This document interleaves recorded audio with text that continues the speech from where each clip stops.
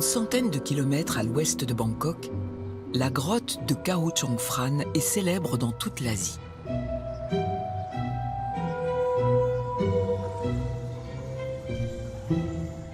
Depuis des siècles, c'est un sanctuaire pour les religieux.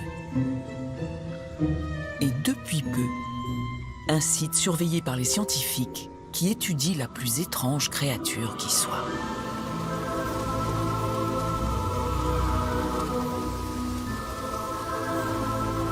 Chaque soir, près de 3 millions de chauves-souris y livrent un spectacle grandiose. À l'instant précis où le soleil disparaît, comme un torrent déchaîné, elles se précipitent dans le crépuscule. Elles partent chasser les insectes qui pullulent dans la région. La vie nocturne des chauves-souris reste encore largement méconnue. Mais les scientifiques sont de plus en plus nombreux à se passionner pour cet animal pas comme les autres. Elles sont de loin l'animal le plus fascinant. Ce sont des créatures remarquables et extraordinaires. En tant que biologiste, c'est mon travail de dire aux gens que nous avons besoin des chauves-souris. Il existe pas moins de 1400 espèces différentes de chauves-souris dans le monde. Pour la science, c'est un trésor. Mais pour beaucoup de gens, c'est un cauchemar. Les chauves-souris ont été diabolisées.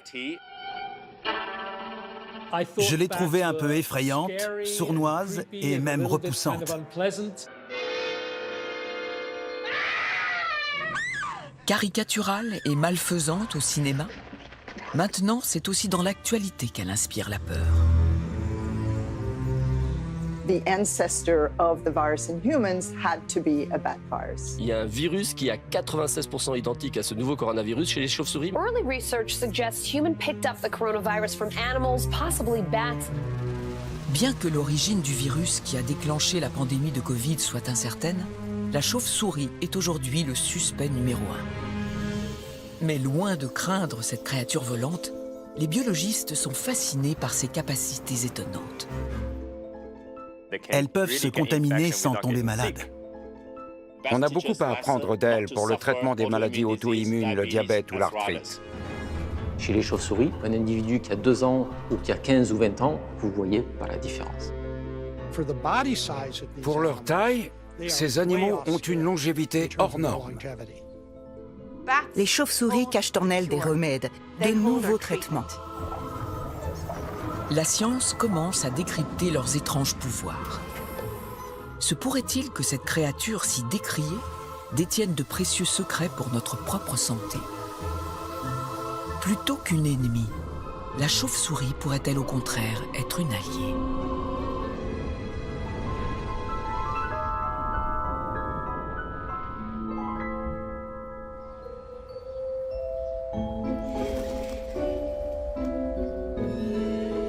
Le plus probable, selon les scientifiques, c'est que l'épidémie de coronavirus qui a émergé en 2019 provient d'une chauve-souris contaminée. Supaporn Wachapulasadi est une virologue renommée en Thaïlande. Elle traque les virus de la faune sauvage depuis des années. Aujourd'hui, son équipe vient faire des tests sur la colonie géante de Khao Chong Phrang. Cette grotte abrite des chauves-souris. Donc pour travailler en sécurité, on s'équipe. Ça ne veut pas dire qu'il y a forcément des virus mortels à l'intérieur, mais prendre des précautions réduit les risques.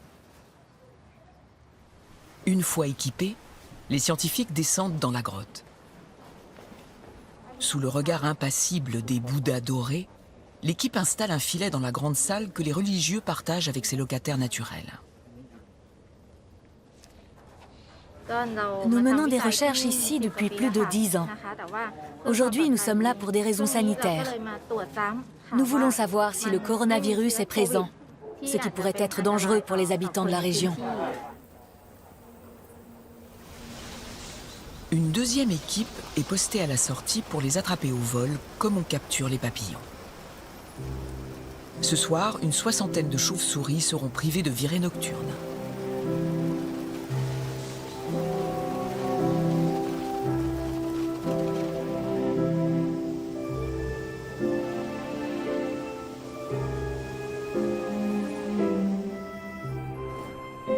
elles vont passer quelques heures dans le laboratoire de fortune installé au pied de la colline.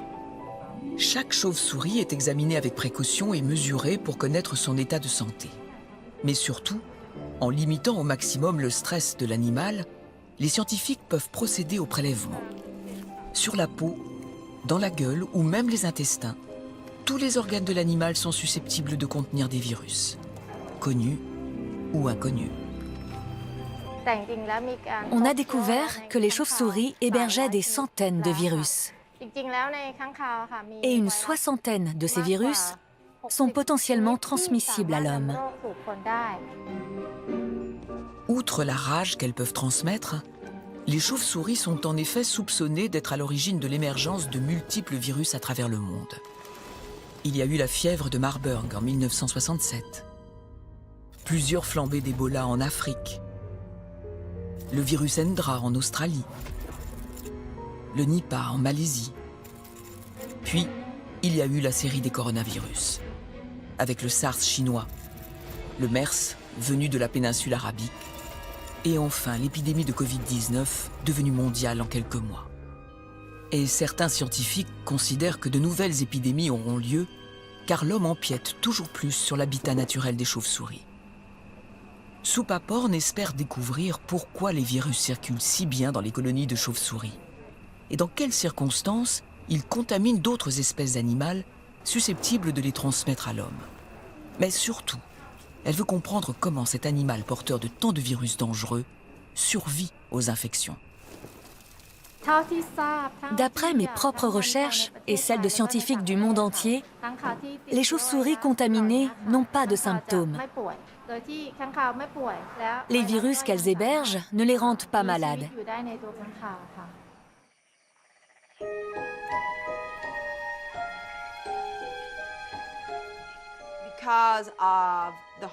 Depuis que le monde se bat contre la Covid-19 et ses conséquences terribles, les chauves-souris sont sous les projecteurs, en tant que réservoir potentiel de nombreux virus.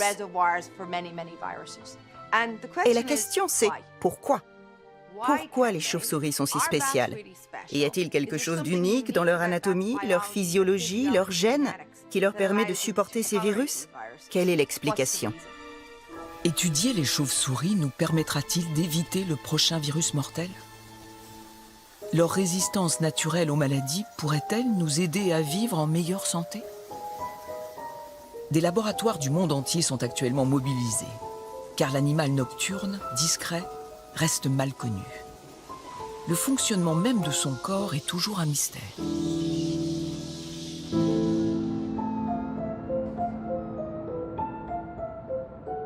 La plupart des habitants de New York l'ignorent sûrement, mais l'université de Stony Brook héberge une banque biologique unique au monde. Elle est exclusivement constituée d'organes et de tissus de chauves-souris. Un véritable trésor entre les mains d'une scientifique comme Liliana Davalos.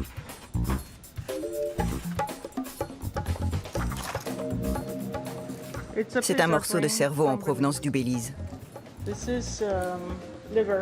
Voilà un échantillon de foie collecté en Colombie lors de notre dernière expédition.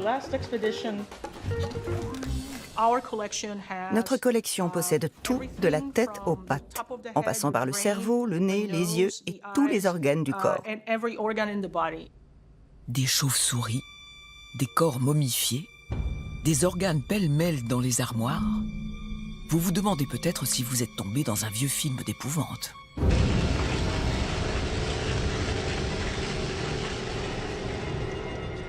Contrairement à vous, que les chauves-souris répugnent ou même effraient peut-être, Liliana, elle, est une grande fan de ces petites bêtes.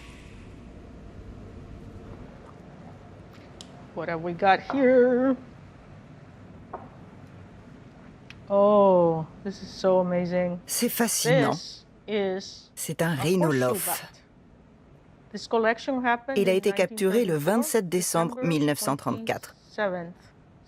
Quelqu'un était là-bas, à Chengdu, en Chine, en train d'attraper des chauves-souris. Là, c'est le fer à cheval, vous voyez ? Le rhinolophe, ou la chauve-souris fer à cheval, très répandue en Asie, est celle que l'on suspecte d'être à l'origine de l'épidémie de Covid. Avec ce spécimen, Liliana va pouvoir étudier comment la chauve-souris se contamine. La Covid-19 étant une maladie respiratoire, l'équipe concentre ses efforts sur les voies aériennes de l'animal, en particulier son nez et ses cavités nasales. Se pourrait-il que l'intérieur de ce nez étrange révèle la façon dont les virus de chauve-souris infectent aussi les humains? Grâce à Laura Elio, chercheuse à l'université de Yale, l'équipe peut compter sur un scanner 3 dimensions. La technique n'avait encore jamais été utilisée pour étudier les chauves-souris de l'intérieur. Voici les dents. Vous pouvez voir les nerfs à l'intérieur.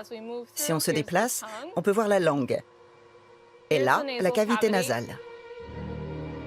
Et ce sont les cavités nasales de la chauve-souris fer à cheval qui ont immédiatement retenu l'attention de Liliana et Angélique Cortal.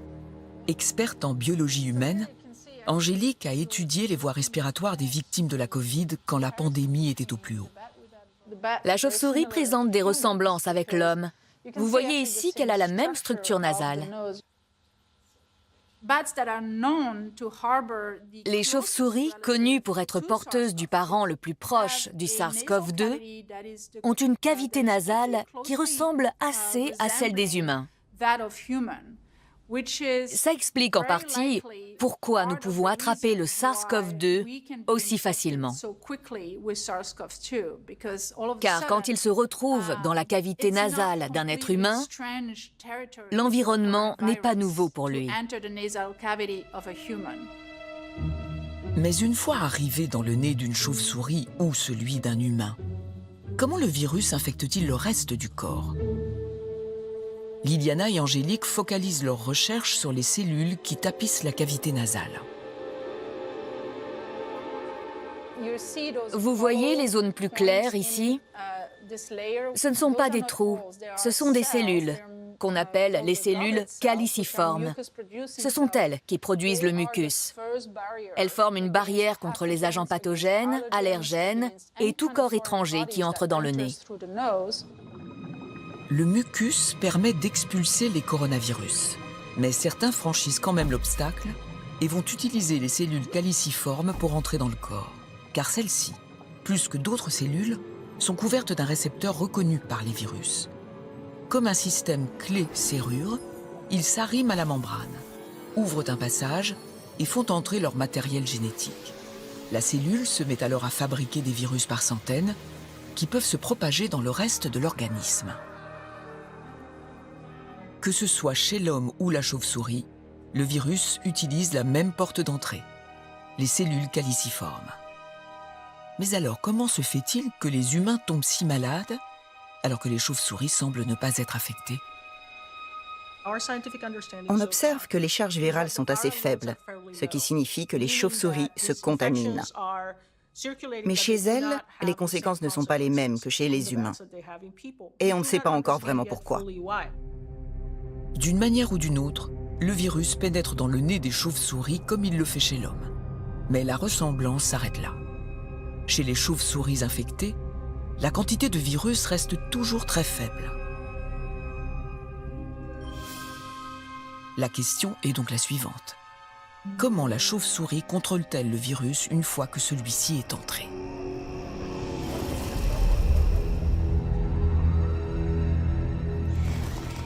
La réponse à cette question se trouve à Singapour, à la Duke NUS Medical School, où le système immunitaire des chauves-souris est analysé sous toutes ses coutures.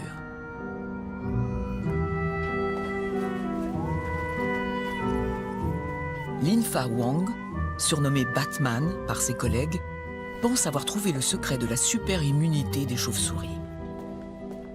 Quand les étudiants arrivent dans mon laboratoire, ils pensent que les chauves-souris ont une immunité tellement efficace qu'elle élimine les virus. Mais c'est faux. Je leur explique que leur système immunitaire empêche le développement des maladies. Il permet de contrôler le virus, pas de l'éliminer. Sinon, elle ne ferait pas de bons réservoirs à virus, n'est-ce pas? Matae Han a fait sa thèse sous la direction de Lin Fa Wang. Quand il a rejoint l'équipe en 2014, le laboratoire n'avait pas de chauve-souris vivante à étudier. Avant, on devait aller jusqu'en Australie pour collecter des échantillons. Maintenant, nous avons une colonie de chauves-souris à domicile dans le laboratoire. Cela nous permet d'avoir des échantillons frais plus facilement et d'étudier les chauves-souris de très près. Le petit hémiptère est une chauve-souris à tête de renard qui vit principalement en Asie du Sud-Est. Dans la nature, sans être malade, elle est souvent porteuse de nombreux virus. Ici, les conditions de vie sont contrôlées. Les animaux sont à l'abri des contaminations. On travaille sur des échantillons de chauves-souris pour déterminer leur composition exacte. On analyse les gènes, l'ARN messager, les protéines de la cellule et même des tissus entiers.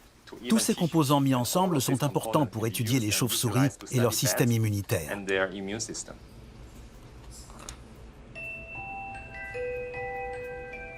L'expérience de Matae se concentre sur les protéines impliquées dans la réponse immunitaire et sur une molécule en particulier, l'interféron alpha. Pour faire simple, l'interféron alpha est une molécule d'alerte qui signale qu'il y a des intrus dans l'organisme. Elle informe les cellules environnantes qu'une infection est en cours. Concrètement, quand une cellule détecte un virus, elle sécrète des molécules d'interféron pour activer les soldats de l'immunité. Attirée par le signal, la troupe débarque, élimine l'intrus et fait disparaître les cellules déjà infectées. Nous voulons comparer la quantité d'interféron produite par les cellules humaines avec celle produite par les cellules de chauve-souris avant qu'une infection ne se produise.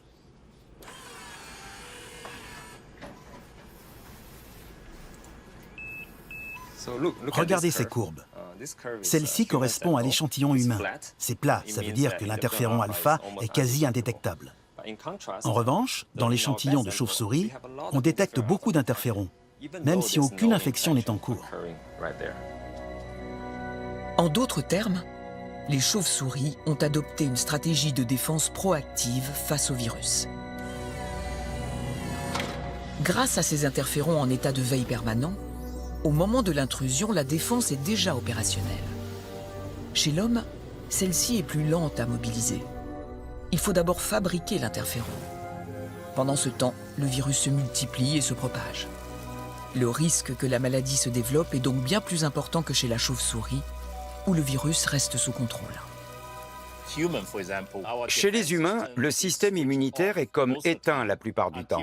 Il ne s'active que quand un ennemi se présente. Les défenses des chauves-souris sont toujours en alerte contre les virus. C'est un avantage pour elles, mais aussi pour le virus lui-même, quand il s'agit d'infecter un être humain. Une hypothèse est que pour les virus, passer de l'organisme de la chauve-souris, dont les défenses sont toujours actives, à celui de l'homme est un jeu d'enfant. Ils n'ont qu'à entrer pour faire des ravages. Un virus qui a survécu au système immunitaire des chauves-souris deviendrait un ennemi redoutable pour une espèce moins bien défendue, comme nous, les humains. Mais pour quelles raisons les chauves-souris ont-elles développé une immunité aussi performante? Pourquoi la nature les a-t-elle dotées de ce super pouvoir, alors que notre propre système de défense échoue à nous protéger des épidémies?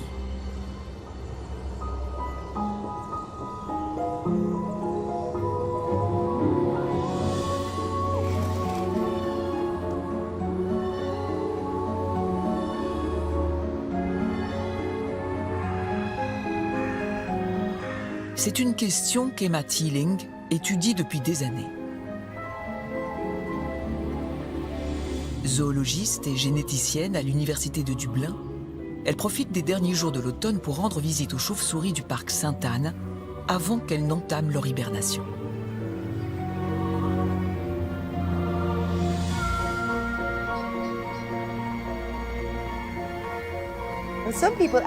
Certaines personnes ne les aiment pas. Pourquoi? En tant que primates, nous percevons le monde surtout avec nos yeux. La nuit, nous avons peur, nous ne pouvons pas les voir. Les gens imaginent qu'elles vont se prendre dans leurs cheveux, mais c'est faux. En revanche, en virevoltant, elles dévorent les insectes qui pourraient vous piquer.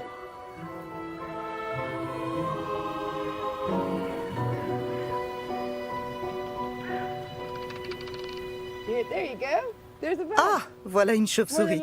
C'est très probablement une... Oh, quelle beauté! C'est probablement une pipistrelle soprano, car sa fréquence est d'environ 45 kHz. Vous la voyez passer? Ce détecteur capte les sons émis par la chauve-souris. La chauve-souris lance des cris et écoute l'écho qu'ils produisent en retour pour s'orienter dans l'obscurité. J'ai une lampe frontale sur moi. Il fait nuit, on ne voit rien. Mais les chauves-souris sont réveillées. Elles sillonnent le coin et se nourrissent d'insectes. Elles vont sûrement voler le long de ce ruisseau ici.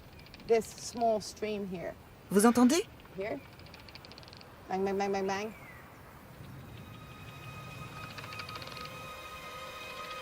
Avec ses pouvoirs singuliers, l'animal a colonisé tous les continents sauf l'Antarctique. Son histoire est celle d'un succès adaptatif hors norme. Et les secrets de cette réussite sont inscrits dans son ADN. À un battement d'ailes du parc Sainte-Anne se situe un laboratoire spécialisé dans l'évolution moléculaire des mammifères. Tout en verre et équipé des dernières technologies de recherche, il est surnommé le Bat Lab. C'est ici qu'Emma Teeling copilote le plus grand programme d'études scientifiques des chauves-souris. Le projet Bat1K a fédéré des centaines de scientifiques du monde entier pour séquencer le génome des 1400 espèces de chauves-souris. On voulait séquencer entièrement l'ADN contenu dans les cellules d'une espèce. Et on voulait la même qualité de séquence que celle dont on dispose pour le génome humain ou celui des souris. Notre objectif étant d'analyser l'évolution des chauves-souris pour comprendre ce qui leur permet d'héberger des coronavirus sans en mourir. Le principe de la méthode Bat1K est simple. Il consiste à comparer les milliards de lettres qui composent le code génétique des chauves-souris avec l'ADN des autres mammifères. L'hypothèse est que ce qui les différencie désignera dans le génome ce qui confère cette santé de fer aux chiroptères. La sélection darwinienne a modifié un endroit précis du génome des chauves-souris. Dans cette région, la séquence ADN n'est pas la même que chez les autres animaux. Cela peut vouloir dire que leurs adaptations uniques sont contrôlées par cette partie du génome. Les génomes de 6 espèces de chauves-souris ont d'ores et déjà été entièrement décryptés. Le molosse commun, le grand rhinolophe fer à cheval, la roussette d'Égypte, le philostome coloré, le grand murin et la pipistrelle de Cool. La comparaison méticuleuse de leur ADN avec celui des mammifères terrestres a révélé un détail inattendu. Depuis que l'ancêtre des chauves-souris a commencé à battre des ailes pour conquérir le ciel, il y a au moins 55 millions d'années, les gènes de leur système immunitaire ont changé. Ils ont accumulé des mutations, des modifications très nombreuses. Comme si l'acquisition du vol avait poussé l'immunité des chauves-souris à s'adapter. D'un côté, elles volent et de l'autre, elles tolèrent ces virus uniques. Y a-t-il un lien entre les deux? Et quel est ce lien? Je travaille sur cette question depuis très longtemps. J'ai demandé des subventions de recherche. On m'a claqué la porte au nez, on m'a souvent ridiculisé. La question a suscité des controverses scientifiques toujours d'actualité. Mais je défends l'hypothèse que ce nouveau mode de locomotion, le vol, a conduit à une évolution génétique qui a changé la physiologie et le système immunitaire de la chauve-souris. Oui, c'est l'idée que je défends. Pour Emma Teeling, la santé insolente des chauves-souris serait donc une conséquence de leur mode de locomotion. Mais comment le vol pourrait-il les protéger des maladies? Quel est le lien entre les deux?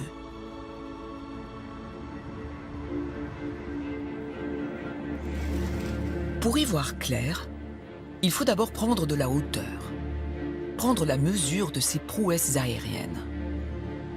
En effet, les chauves-souris sont les seuls mammifères à avoir développé le vol battu. Chaque année, dans la grotte de Frio, au Texas, une nouvelle génération de chauves-souris va prendre son envol pour la toute première fois. Des millions de molosses du Brésil migrent ici au printemps. C'est l'occasion idéale pour le professeur Gary McCracken d'observer les animaux en action.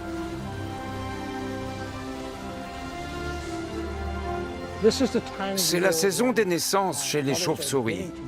Alors, on ne peut pas aller trop loin dans la grotte avec une lampe torche ou une caméra. Ça les perturberait trop à cette période de l'année. On veut éviter ça. On y va.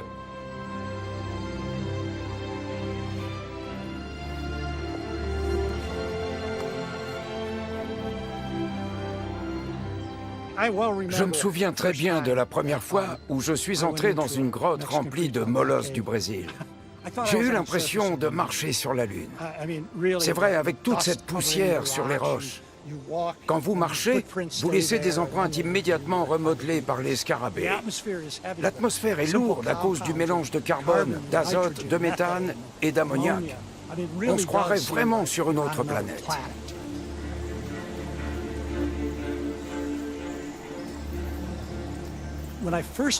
Quand j'ai vu les bébés pour la première fois, cette concentration incroyable de bébés chauves-souris, c'était magique. On se retrouve vite avec 4 à 5 000 petits sur 1 mètre carré. Après 4 à 5 semaines accrochés aux parois, la tête en bas, les jeunes tenteront leur tout premier vol. La moindre erreur peut être fatale. C'est génial d'imaginer ce que doit être leur premier envol. De regarder en bas en pensant à ce qui peut arriver si tu le rates. Parce que si tu le loupes, tu n'en réchappes pas. Tu atterris dans le guano et les scarabées te dévorent. Et vous savez, ce qui est formidable, c'est qu'apparemment la grande majorité des chauves-souris y arrivent. Une fois adulte, le molosse du Brésil devient une extraordinaire machine à voler. Gary veut évaluer précisément ses performances en suivant un individu dans les airs. Pour mener à bien cette expérience, Jared Holmes, un biologiste qui connaît parfaitement la colonie, va lui donner un coup de main. Hier, elles ont commencé à sortir aux alentours de 7h30. Très bien, donc on se tiendra prêt pour 7h30. OK.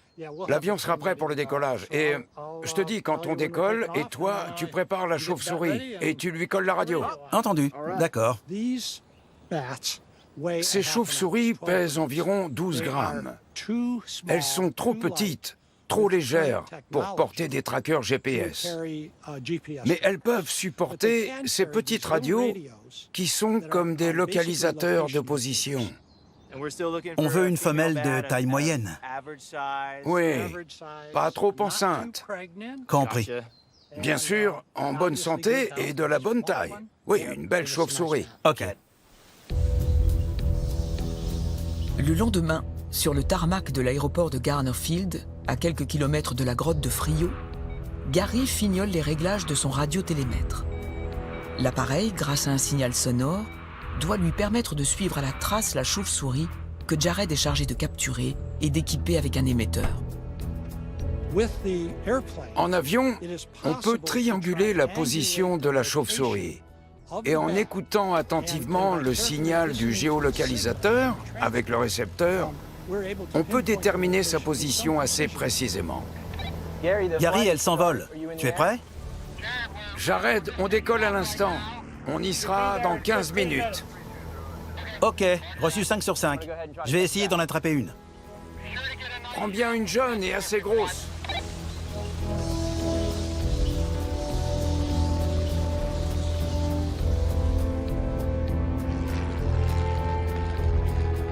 J'en ai 2 dans mon filet.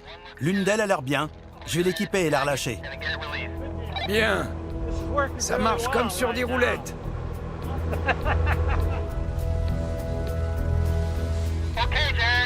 Jared, on arrive. On s'approche de la zone. J'ai le signal. On est juste au-dessus d'elle. Tu peux la lâcher. Je la relâche.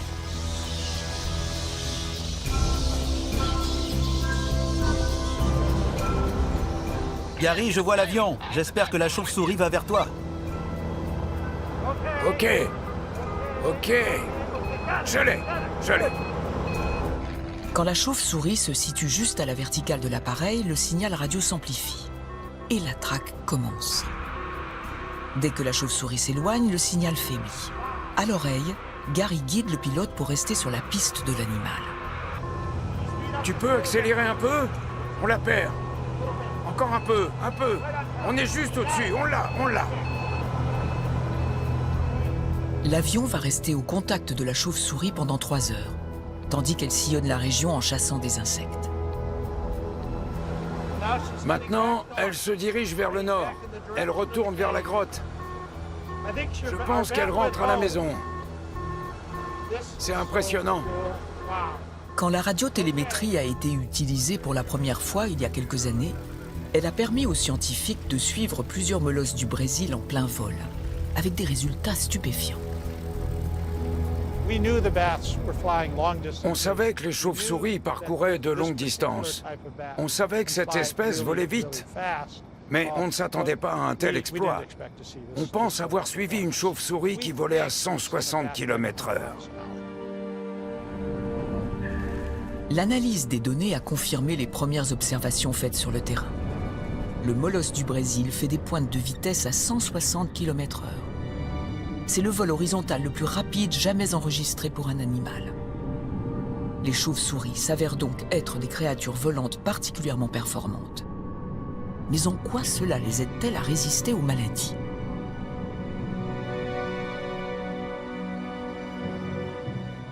Retour sur la terre ferme, à l'université de Brown. Le laboratoire d'aéromécanique et de morphologie évolutive est l'endroit idéal pour dévoiler les dessous de cette formidable machine à voler. Kenny Breuer y est ingénieur aéronautique. Depuis 15 ans, il fabrique des ailes mécaniques qui miment celles des chauves-souris. Les versions se succèdent et il progresse. Aucune, pour l'instant, ne rivalise avec les originales. Mais elles lui ont permis de prendre la mesure de l'énergie nécessaire aux chauves-souris pour sillonner le ciel. Voler est une opération exigeante. Cela demande beaucoup d'énergie de se propulser dans les airs. Il faut non seulement générer sa propre poussée, mais il faut aussi surmonter la force de traînée qui s'exerce sur le corps et les ailes. Les scientifiques estiment que l'effort physique fourni par une chauve-souris en plein vol est environ 3 fois plus important que celui d'un mammifère terrestre de même taille lancé à pleine vitesse. Le rythme cardiaque de certains chiroptères en vol atteint même 1066 battements par minute. Un tel niveau d'activité, sans équivalent chez les mammifères, pourrait-il expliquer la super-immunité des chauves-souris?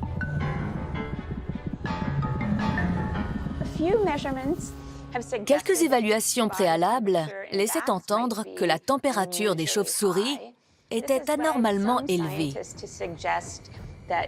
De ce fait, certains scientifiques ont suggéré qu'au cours de leur vol nocturne, leur corps subit des hausses de température assimilables à une sorte de fièvre. Or, la fièvre, c'est bien connu, est un moyen de combattre les infections. La température freine la réplication des virus et augmente la capacité des soldats de l'immunité à dévorer les intrus. Un corps fiévreux devient donc un endroit hostile pour un virus. Et si l'énergie dépensée pendant leur sortie nocturne faisait grimper la température de leur corps au point de les protéger contre les virus? Pour en être sûr, les scientifiques ont voulu répliquer les mesures effectuées sur le terrain dans des conditions de laboratoire. C'est là qu'intervient la roussette d'Égypte. Avec ses 60 cm d'envergure, c'est une remarquable machine à voler. Équipée de mini-thermomètres judicieusement placés, l'animal prend son envol sous les yeux toujours émerveillés de l'équipe. C'est pas mal! Je suis très impressionnée. C'est bien. Oui.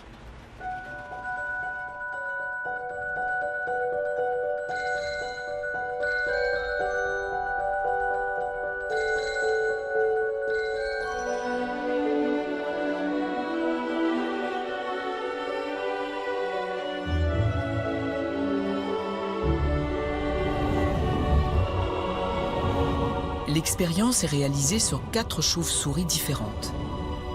Et le résultat est systématiquement le même. Voici les températures enregistrées sur 3 muscles le long de l'aile. Le rouge, c'est un muscle rattaché au buste, le muscle pectoral, très important pour voler. Ensuite, nous avons le biceps, puis le muscle à l'avant-bras de la chauve-souris. Donc on est au plus près du buste, et la courbe bleue correspond au muscle qui en est le plus éloigné.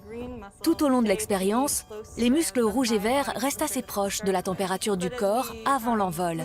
Mais au fil de l'expérience, le muscle bleu, celui de l'avant-bras qui est un peu plus loin du corps, refroidit beaucoup et reste froid. Pendant leur vol, la chaleur est dissipée simplement par le mouvement des ailes.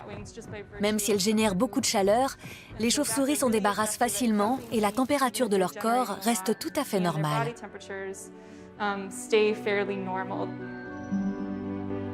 Autrement dit, avec ses ailes nues, la chauve-souris est en fait dotée d'un système de refroidissement ultra efficace, qui, contrairement à ce que l'on croyait, empêche sa température de monter.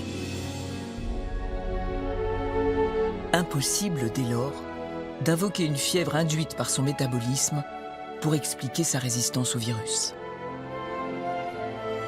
Mais de nombreux scientifiques restent convaincus que le vol a façonné ses défenses immunitaires.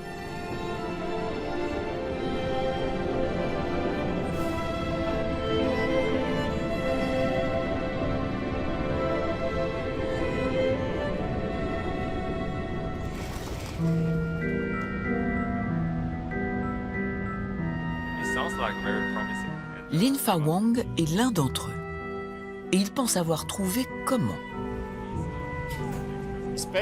Quand les toutes premières espèces de chauves-souris ont acquis la capacité de voler, leur plus grand défi a été de faire face à un métabolisme élevé. En effet, le métabolisme imposé par le vol est censé entraîner de l'inflammation. Car on le sait, les muscles très sollicités accumulent des substances toxiques et inflammatoires. Pour l'INFA, c'est un point important, car l'inflammation joue un rôle déterminant dans les maladies virales. Chez l'homme, elle peut avoir des effets dévastateurs. Chez les autres mammifères, y compris chez les humains, il arrive que la réponse immunitaire s'emballe. Les défenses surréagissent et c'est ce qui provoque la pathologie. C'est là qu'on tombe malade. En réalité, très peu de virus nous tuent directement. Le plus souvent, nous nous tuons nous-mêmes. C'est ce qui s'est produit dans certains cas graves de Covid-19, lorsque le système immunitaire des patients s'est emballé et a déclenché des tempêtes de cytokines. Les cytokines sont les molécules fabriquées par l'organisme pour réguler la réponse immunitaire face à une agression. Mais parfois, le système s'emballe. Les cytokines sont sécrétées en trop grande quantité. L'orage se déclenche. Les soldats de l'immunité s'attaquent à tout ce qui les entoure, y compris les organes comme les poumons, le cœur et même le cerveau. Mais ces symptômes n'ont jamais été observés chez les chauves-souris. Aurait-elle trouvé le moyen de toujours garder les phénomènes inflammatoires sous contrôle, qu'ils soient induits par une infection ou une activité métabolique extrême? Pour le découvrir, l'équipe de Lin Fa Wang mélange des cellules immunitaires de chauves-souris avec des molécules toxiques qui, chez l'homme, déclencheraient une inflammation. On a isolé les cellules immunitaires et on les a exposées aux substances toxiques produites par le corps lorsque le métabolisme est élevé. Chez la plupart des animaux, comme chez l'homme, ces toxines déclenchent la production d'une protéine appelée NLRP3 qui accélère la réponse immunitaire et l'inflammation. Ce microscope un peu particulier est capable de révéler la présence de cette protéine sous la forme d'un point rouge. On est en train de comparer la réaction inflammatoire chez les humains et chez les chauves-souris. Le point rouge dans les cellules humaines indique que la protéine est fabriquée, ce qui signifie que la réponse immunitaire est lancée. Mais du côté des chauves-souris, pas de point rouge. Il n'y a pas de protéine et donc pas d'activation de la réponse immunitaire. Les cellules semblent tolérer l'attaque des toxines sans déclencher d'inflammation. La chauve-souris tempère donc naturellement la protéine NLRP3, de sorte que l'inflammation liée au stress et induite par le virus reste toujours sous contrôle. Pour réussir à voler, les chauves-souris ont dû modérer leur réaction aux toxines produites par le vol afin de prévenir l'inflammation. Lin Fa Wang pense que c'est cette même alchimie subtile qui évite aux chauves-souris de surréagir au virus. On pense que si les chauves-souris sont de bons réservoirs à virus, c'est à cause de leur adaptation au vol, qui a créé un système immunitaire différent. Évidemment, cela ne s'est pas mis en place pour héberger les virus, mais pour répondre aux contraintes du vol. À mon sens, cette aptitude à héberger des virus est une conséquence indirecte du vol. Pour l'équipe de Singapour, cette adaptation unique n'est pas seulement une curiosité évolutive. Elle pourrait aussi paver la route à de nouveaux remèdes pour toutes sortes de maladies humaines qui impliquent l'inflammation. Pour la Covid-19 et dans beaucoup de maladies chroniques liées à l'âge comme Alzheimer, les maladies coronariennes, les AVC ou le diabète, dans toutes ces maladies, l'inflammation est excessive. C'est ce qui cause les problèmes.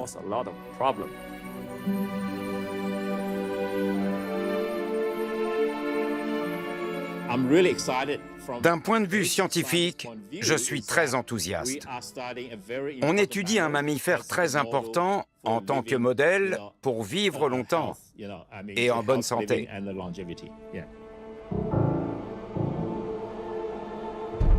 Voilà tout le paradoxe de la chauve-souris. Soupçonnée d'être à l'origine d'une pandémie, elle est aussi celle qui inspire la recherche de nouveaux traitements. Contre les maladies, mais pas seulement. Car cette mal-aimée pourrait bien aussi nous révéler l'art de vieillir en bonne santé.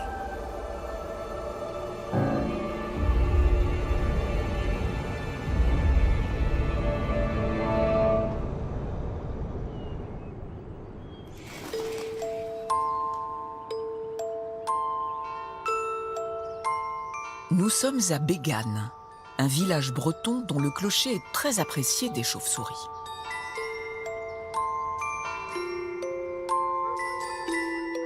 Dans les combles, chaque été, des dizaines de femelles viennent mettre au monde une nouvelle génération de grands murins. Une espèce dont la longévité exceptionnelle fascine les scientifiques, comme Éric Petit. Mais ce n'est qu'à la nuit tombée qu'il peut espérer les voir. Les grands murins, parfois, il faut être patient, c'est pas ceux qui sortent le plus tôt. Donc on passe des longues heures à les attendre parfois. Là, on est devant la sortie des adultes. Donc là, c'est une colonie où il y avait cette année jusqu'à 90 adultes. On entend quelques bruits là. Je pense qu'ils sont juste derrière la gouttière. Difficile de les apercevoir quand elles se jettent furtivement dans le vide derrière la gouttière. Mais quand il fait nuit noire, les caméras thermiques révèlent un ballet nocturne intense autour de l'église.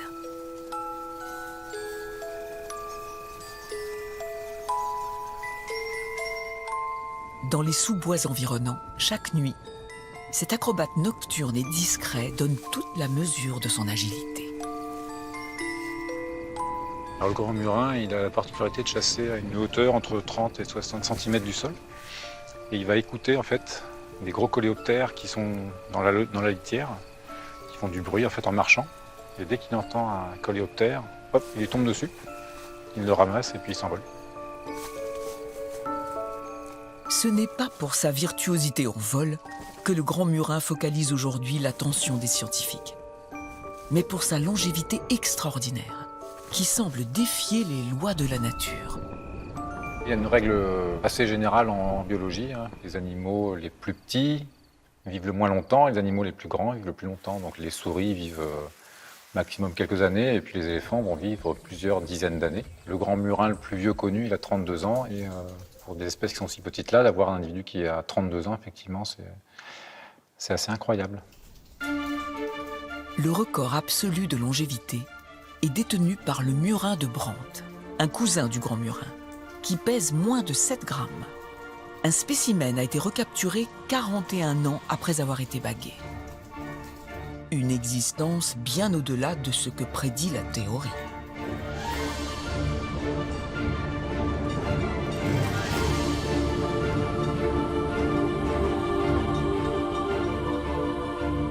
Une des choses qui est assez fascinante chez les chauves-souris, c'est-à-dire que vous capturez un individu qui a 2 ans ou qui a 15 ou 20 ans, vous ne voyez pas la différence.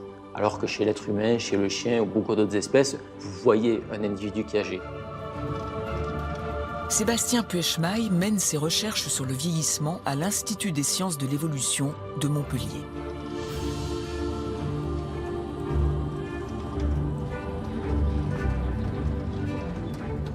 Alors, quand on étudie le vieillissement, une des premières choses que l'on regarde, en fait, c'est la partie centrale de cette cellule que vous avez représentée ici, c'est le noyau. Et dans le noyau, il y a voilà, ces espèces de petites croix, ce sont des chromosomes. Donc, je vous ai fait un zoom sur un de ces chromosomes ici. Et la partie qui est vraiment importante, c'est les extrémités du chromosome, ici coloriées en rouge. Et c'est ce qu'on appelle le télomère. Et donc, ce télomère, en fait, c'est ce que vous avez représenté ici. C'est ce long fragment qui va être en charge de protéger, en fait, l'extrémité des chromosomes. Donc, sur des cellules jeunes, le télomère, il est très long. Et au fur et à mesure qu'une cellule vieillit, vous avez le télomère qui va se raccourcir. Et il arrive un moment, s'il est trop court, du coup, ça va affecter directement l'intégrité du chromosome et donc la santé de la cellule. Les scientifiques pensent que le raccourcissement des chromosomes au cours du temps est un facteur clé de la dégradation des cellules, qui influence le vieillissement et la durée de vie des mammifères. Mais qu'en est-il des chauves-souris ? Depuis 10 ans, les pensionnaires de l'église de Bégane sont au cœur d'une étude qui doit répondre à cette question.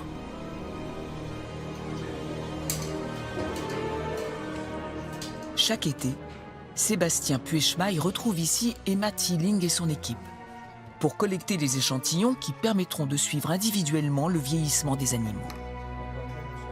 L'aiguille injecte sous la peau une puce magnétique de la taille d'un grain de riz.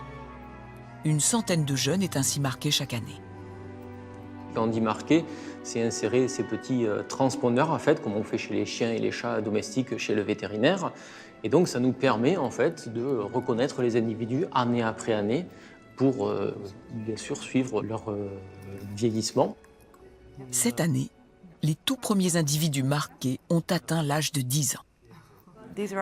Là, ce sont des numéros d'échantillons qu'on rapporte à l'université de Dublin. Et là, c'est elle. Quelle beauté. Magnifique. C'est une jeune ? On va bientôt le savoir. On dirait une adulte. Tu veux parier? Tu dis que c'est une jeune ou une adulte? Adulte. Ok, est-ce qu'on peut vérifier en éclairant? C'est une adulte. Maintenant, on va prélever du sang. Qu'il s'agisse d'une goutte de sang ou d'un fragment de peau, les échantillons prélevés sont précieusement conservés dans l'azote liquide. Vous voyez comme elle est détendue? Ça ne lui fait pas mal. Elle est entre de bonnes mains avec des gens qui savent manipuler correctement les chauves-souris.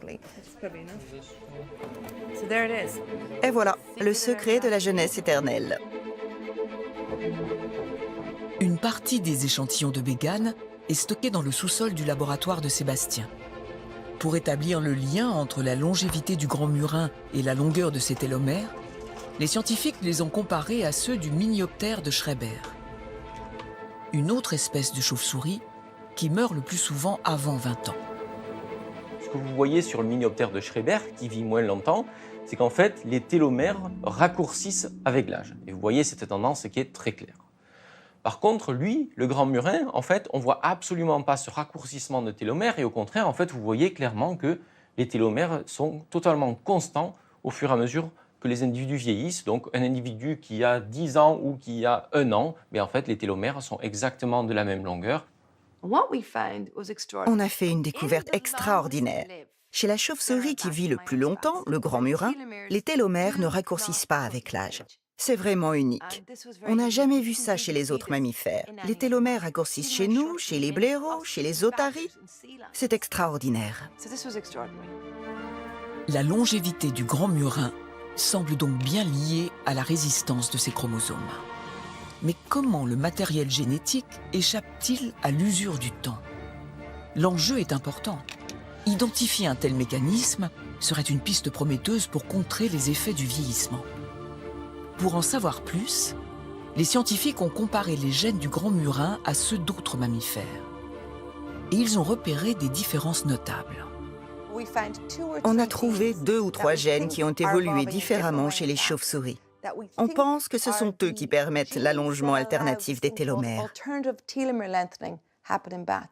Les chauves-souris ont trouvé un autre mécanisme pour préserver leurs télomères avec l'âge. Ces gènes sont-ils la clé de la longévité des chauves-souris? Pourrait-il un jour servir à protéger les humains contre les effets du vieillissement? Avant de transformer cette découverte en élixir de jeunesse, les questions restent nombreuses. Mais la promesse est belle, et l'aventure scientifique de la chauve-souris ne fait que commencer.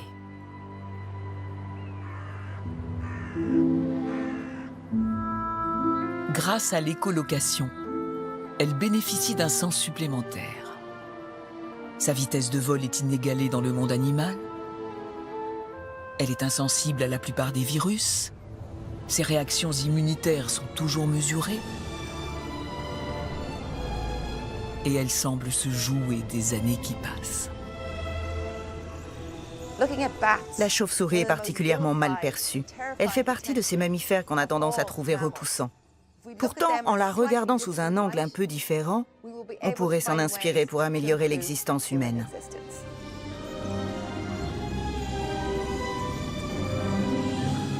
Alors, dans l'obscurité des grottes ou aux dernières lueurs du jour, regardons la chauve-souris telle qu'elle est. Juste une merveille de la nature. La preuve éclatante de l'incroyable créativité du monde vivant.